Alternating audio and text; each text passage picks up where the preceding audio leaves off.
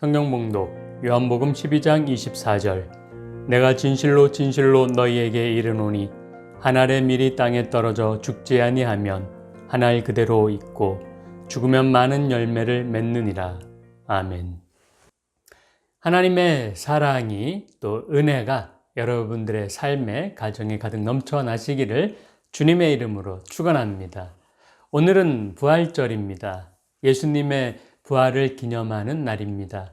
부활은 기독교의 정체성입니다. 예수님의 부활이 없다면 우리가 믿고 신앙생활하는 것이 다 헛된 것입니다. 그만큼 부활은 그리스도인에게 가장 중요한 의미다, 중요한 단어다라고 할 수가 있습니다. 지난주에 전국적으로 산불이 일어나 많은 어려움과 걱정이 있었습니다. 또 목요일, 금요일에는 비가 내렸습니다. 여기저기서 산불이 나고 화재가 발생하니까 불안해서 어떤 말세의 징조로 여기거나 이용하는 사람이 있지 않을까 걱정도 됐습니다. 정말 걱정해야 하는 것은 불이 난 산과 화재로 많은 아픔과 어려움을 당하신 분들입니다. 그분들에게 하나님의 위로가 있기를 기도하며 그래서 아픈 마음이 회복되기를 소망합니다. 어쩌면 목요일, 금요일에 하루 종일 잔잔히 내린 비가 하나님의 위로가 아닐까 싶습니다. 그래서 시꺼멓게 타버린 산야에 은혜의 생수가 부어져서 다시 소생하고 다시 푸르러지는 그러한 날이 오기를 고대합니다. 몇 년 전에 강원도 산불이 난 적 있죠. 산불이 난 후에 몇 개월 뒤에 사진을 본 기억이 있는데 검정 잿더미 속에서 파릇한 새싹이 돋아난 모습이었습니다. 참으로 뭔가 가슴을 울리는 감동이 있었습니다. 불로 다 죽은 줄 알았던 산이 살아나는 것이었습니다. 산이 산으로 회복되는 것이었습니다. 작년 가을에 하초를 얻어와서 작은 화단에 심었는데 제대로 자라지 않고 잎이 시들어 버렸습니다. 그리고 바로 겨울을 맞이해서 화초가 죽었다라고 그렇게 진단을 내렸습니다. 그런데 최근에 봄이 되니까 싹이 올라오더니 잎이 나고 자라기 시작을 했습니다. 꽃이 부활한 것입니다. 꽃이 꽃으로 회복한 것입니다. 또 지난 여름 사철나무가 들쭉날쭉 삐죽하게 마구 자라나는 것을 제가 보기 흉해서 가지치기해서 하트 모양으로 만들었습니다. 그리고 잘려진 잔가지들이 좀 안 돼 보여서 사철나무 주변 흙에다가 그냥 꽂기만 했습니다. 그런데 이번 봄에 다 살아나서 새 잎을 내고 있는 모양을 보게 되었습니다. 겨우내 죽은 줄 알았습니다. 그러나 늦 여름에 꽂아둔 가지들이 가을 동안에 숨죽이면서 뿌리를 내린 모양입니다. 그냥 잘라서 꽂아둔 그 식물들이 잎이 나고 꽃이 피는 것들이 이번 봄에 특별히 많아 보였습니다. 식물의 생명력에 감탄을 했습니다. 저는 이런 것이 부활이라고 생각을 합니다. 겨울 동안 땅이 얼었습니다. 추위에 줄기와 잎들이 모두 얼어서 죽었습니다. 동사했습니다. 그런데 봄이 되자 다시 살아났습니다. 기적과 같이. 죽었던 꽃과 나무가 꽃이 되고 나무가 되었습니다. 회복된 것입니다. 부활한 것입니다. 회복은 변신이 아니고 부활입니다. 죽었던 꽃이 강아지가 되고 고양이가 돼서 다시 살아난 것이 아니라 겨울 전에 피었던 보라색 꽃은 보라색 꽃으로, 노란색 꽃은 노란색 꽃으로, 붉은 장미꽃은 다시 붉은 장미꽃으로 회복된 것입니다. 저는 이것이 부활이라고 봅니다. 우리는 큰 병에 걸렸다가 다시 건강해진 사람을 회복됐다라고 말을 합니다. 건강을 되찾은 것입니다. 죽고 없어진 정상 세포들이 다시 새롭게 생긴 것입니다. 이것도 부활이 아닐까요? 정말 죽을 병에 걸렸다가 치료되고 건강히 잘 사는 사람들이 간혹 있습니다. 이분들은 건강을 회복한 것입니다. 그런데 그들은 새로운 인생을 살듯이 환하고 밝게 그렇게 살아갑니다. 저는 이런 모습도 하나의 부활이라고 봅니다. 그렇다면 사람과 사람 사이의 관계도 죽어버려서 오랫동안 안 보고 안 만나고 연락도 안 하다가 어떤 계기로 다시 만나게 되고 사이가 좋아지면 더욱 돈독한 새로운 관계가 되는 경우를 볼 수 있는데, 이런 것도 부활이 아닐까요? 죽었던 관계가 회복되고 살아난 것입니다. 부활은 당연히 예수님의 부활입니다. 그러나 우리가 부활의 진정한 의미를 알 수 있다면 모든 곳에서 부활을 경험할 수가 있을 것입니다. 그리고 이와 같은 의미의 부활을 경험한 사람은 그 인생을 부활신앙으로 살아가게 됩니다. 한번 회복을 경험하고 부활의 기쁨을 조금이라도 체험했다면 남은 인생을 참으로 아름답게 살아가게 될 것입니다.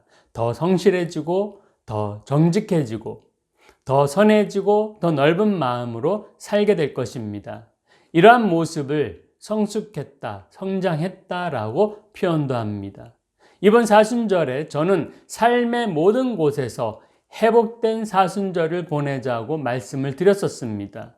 하나님 앞에서, 십자가 앞에서, 사람 앞에서, 가족 앞에서, 나 자신 앞에서 회복된 삶을 이뤄내는 사순절이 되자라고 말씀드렸습니다. 그래서 정말 이런 회복의 노력과 생활이 있었다면 그 생활이 악한 삶과 또 쓸모없는 생활이 아니라 정말 아름답고 보람있는 생활이었을 것입니다. 성숙하고 성장한 그리스도인으로 지낸 생활이었을 것이었습니다. 이것이야말로 부활이 우리 삶에 끼치는 영향이라고 생각을 합니다. 부활은 생명과 회복과 성장입니다. 성장의 다른 표현이 있다면 부흥일 것입니다. 부활이라는 단어를 영어 사전에서 찾아보면 이 세 가지 단어로 설명이 되고 있습니다. 부활, 회복, 그리고 부흥입니다.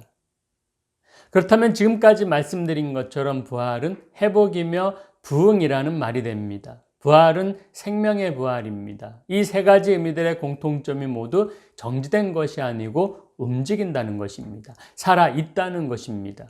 그리고 더 좋아지고 더 잘됐다는 것입니다. 그래서 부활이 좋은 것입니다.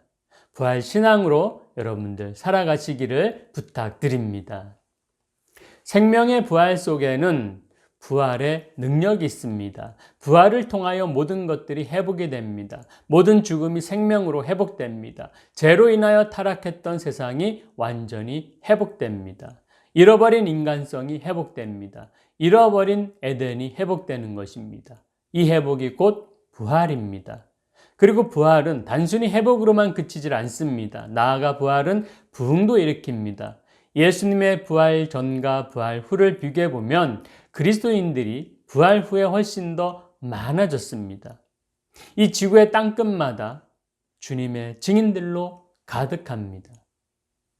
우리는 너무 부활을 어렵게 생각을 합니다. 어렵게 이해하려고 합니다. 자꾸만 예수님에게만 한정해서 부활을 생각합니다. 그래서 예수님도 안 믿어지고 신앙생활도 재미가 없습니다. 그러나 부활신앙으로 사는 사람들은 새 생명을 체험하고 회복과 더불어 발생하는 기쁨과 감사로 더 행복하게 살아갑니다.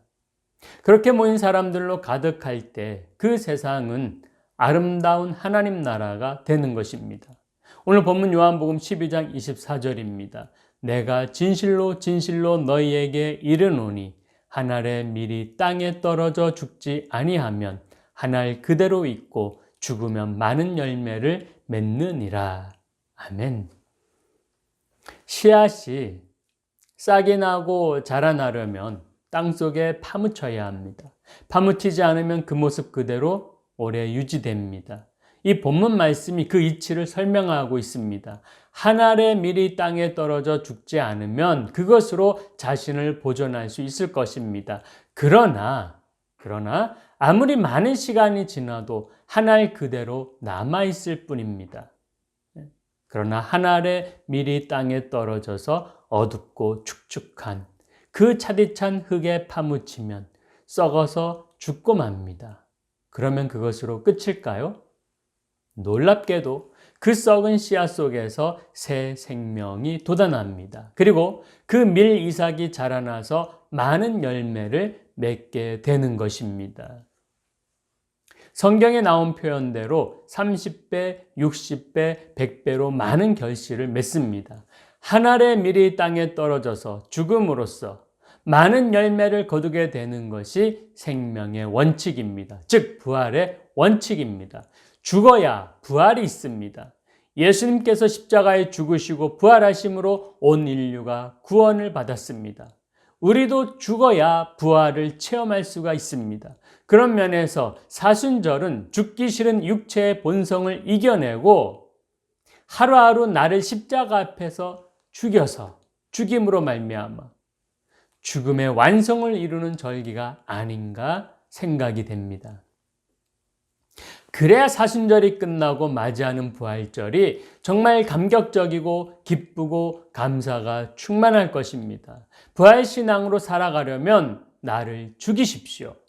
오해하지 마십시오. 내 생명을 진짜 죽이라는 뜻이 아니라 나의 교만과 나의 못된 성격과 나의 버릇을 죽이십시오. 나쁜 습관들을 죽이십시오. 하나님의 말씀에서 벗어나는 것과 하나님과 멀어지게 만드는 그러한 행위들을, 그러한 말들을 죽이십시오. 관계를 망가뜨리고 남을 미워하고 분열을 조장하는 악한 생각과 행동을 죽이십시오.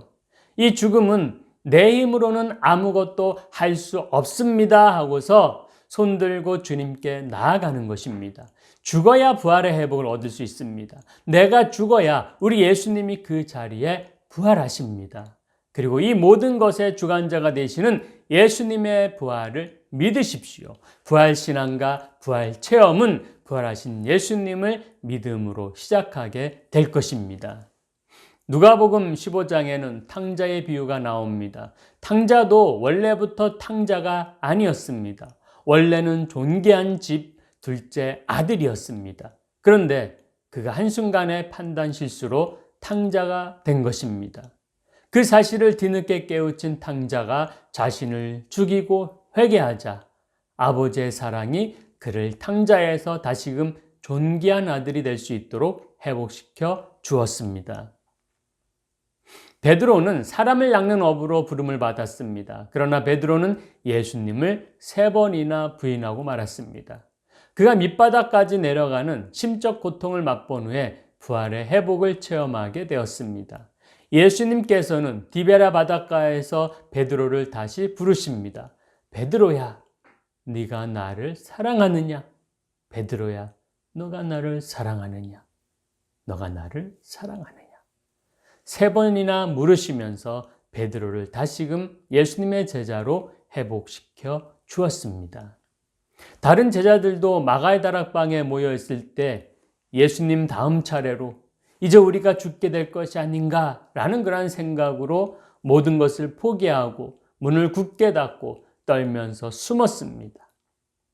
그 자리에 부활의 주님이 나타나셔서 두려워 말거라, 평강이 너희에게 있을지어다 라고 말씀하시면서 자신의 손과 옆구리를 보여주시며 부활하신 모습을 보여주었습니다. 그것을 본 제자들이 비로소 예수님의 부활을 믿게 되었고 다시 예수님의 제자로 회복되었습니다.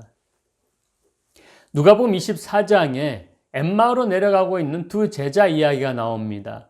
두 제자가 내려가는데 두 제자는 절망 속에서 내려가고 있었다라고 성경은 표현하고 있습니다. 우리가 3년 동안 예수님을 따라다녔지만 모든 것이 실패로 돌아갔어. 그래서 어둠을 향해서 내려가고 있었어 라고 영적인 죽음에 처했음을 알 수가 있습니다. 이때 엠마오로 내려가는 두 제자에게 낯선 사람이 동행합니다. 이분은 바로 부활하신 예수님이셨습니다. 하지만 그 두 제자는 그것을 모르고 있었습니다. 예수님이 동행하면서 두 제자에게 가르쳐 줍니다. 이 사람들아, 메시아가 고난을 받고 3일 만에 부활할 것을 성경은 말씀하지 않았느냐? 성경 말씀으로 깨우쳐 줍니다. 그리고 저녁이 되었을 때에 어느 마을 숙소에 가서 음식을 같이 먹게 되었습니다. 낯선 나그네가 빵을 떼어서 그 두 제자에게 나누어 줍니다. 두 제자가 빵을 받을 때에 눈이 뜨였습니다. 그리고 이분이 바로 부활하신 예수님임을 깨닫게 되었습니다. 두 제자가 부활하신 주님을 눈으로 뵙게 되는 그 순간 두 제자는 변했습니다. 바뀌었습니다. 절망 속에 어둠을 향해 내려가던 저들의 발걸음은 180도로 바뀌어서 예루살렘을 향해서 올라가는 발걸음으로 변했습니다. 그들이 말하기를 저 낯선 사람이 우리에게 성경 말씀을 가르칠 때에 우리 마음이 뜨겁지 아니하더냐. 절망에 있던 저들에게 산 소망이 생겨나기 시작한 것이었습니다. 베드로전서 1장 3절입니다. 우리 주 예수 그리스도의 아버지 하나님을 찬송하리로다. 그의 많으신 긍휼대로 예수 그리스도를 죽은 자 가운데서 부활하게 하심으로 말미암아 우리를 거듭나게 하사 산 소망이 있게 하시며. 아멘. 예수님의 부활을 믿는 우리에게 회복의 은혜가 일어나고 나아가 산 소망이 생겨납니다. 그리고 이 산 소망 또한 회복을 기대하게 되는 것입니다. 그 기대 속에 우리의 모든 죽음과 실패는 생명과 성공으로 회복될 것입니다. 우리의 악함과 추함은 선함과 아름다움으로 회복될 것입니다. 우리의 불완전하고 불완전한 모든 삶은 완전하고 안전한 삶으로 바뀌게 될 것입니다. 좌절과 절망이 희망으로 변할 것입니다. 눈물과 슬픔이 기쁨과 즐거움으로 바뀌어질 것입니다. 무기력한 신앙은 능력 있는 신앙으로 변화될 것입니다. 그리고 우리의 삶에는 진정한 부흥의 역사가 또한 일어나게 될 것입니다. 성경이 약속한 것과 같이 시냇가에 심은 나무처럼 시절을 쫓아 풍성한 열매를 맺는 복이 있게 될 것입니다. 우리가 부활신앙을 가지고 살아간다면 부활의 능력과 축복은 우리의 삶 전반에 거쳐서 나타나게 될 것입니다. 정치, 경제, 사회, 문화 할 것 없이 부활의 능력이 나타나게 되면 지금까지 어그러졌던 모든 것은 바르게 회복될 것입니다. 또한 악하고 죽어가던 모든 것은 강하고 생명력 있는 것으로 바뀌게 되어 진정한 부흥의 역사가 삶의 현장에 구체적으로 나타날 것입니다. 부활 신앙을 가지고 살아가는 우리 모두에게 이 부활의 능력, 즉 회복과 부흥의 역사가 나타날 수 있기를 축복합니다. 아멘. 하늘의 미랄은 그 자체로서 자신을 변형시킬 수 있는 능력이 없습니다. 그것은 땅에 심겨지지 않고 그대로 놓아두면 오래 보존은 되지만 어느 시점에 가서 다 말라 죽게 됩니다. 그러나 그것이 땅에 심겨질 때에 땅 속에서 썩게 되고 본질적인 생명으로 새롭게 변화되어 싹이 돋아나고 줄기가 생기며 꽃이 피고 열매를 맺게 됩니다. 씨의 형태는 없어졌지만 그것이 소멸된 것이 아니고 회복된 것입니다. 부활은 삶의 회복이자 완성입니다. 예수님께서 우리를 구원하시기 위하여 십자가를 지셨습니다. 그리고 죽음에서 부활하셨습니다. 성경은 누구든지 저를 믿으면 멸망치 않고 영생을 얻으리라고 말씀해 주셨습니다. 이 복음을 믿으시기를 바랍니다. 복음을 믿고 소유한 우리는 죽음을 통해 부흥을 경험하게 될 것입니다. 그래서 영원한 하나님의 나라를 바라보고 몸이 죽어서 가게 될 하나님의 나라를 이 세상에서도 미리 맛보고 살아갈 수 있기를 축복합니다. 또한 예수님의 부활 속에 들어있는 회복의 능력을 누리며 더욱 성장하고 부흥하며 살아가시기를 바랍니다. 소망합니다. 부활의 회복으로 기쁨과 감사가 여러분에게, 가정에게, 일터에 가득하기를 주님의 이름으로 축원합니다. 기도하시겠습니다. 우리를 죄에서 구원하시기 위해 부활하신 예수 그리스도의 놀라운 사랑을 허락해 주신 하나님 감사드립니다. 주님, 저희들 땅 가운데 살아가면서 늘 좌절과 또 죽음과 같은 그런 어려운 고비들을, 그러한 삶을 많이 살아갑니다. 그러한 삶 가운데서 우리를 지켜주시고 인도하신 하나님의 사랑으로 우리는 늘 안전합니다. 하나님 아버지, 그 부활의 능력이 그 부활의 회복이 우리 삶 가운데 있음을 믿습니다. 예수 그리스도의 죽음으로 우리는 부활의 능력을, 부활의 회복을 얻었습니다. 주님, 이제 우리의 삶 가운데 부활 신앙 가지고서 부활의 능력과 부활의 회복을 가지고 담대하게 살아갈 수 있도록 주님 축복하여 주시옵소서. 감사드리며 거룩하신 예수님 이름으로 기도드리옵나이다. 아멘.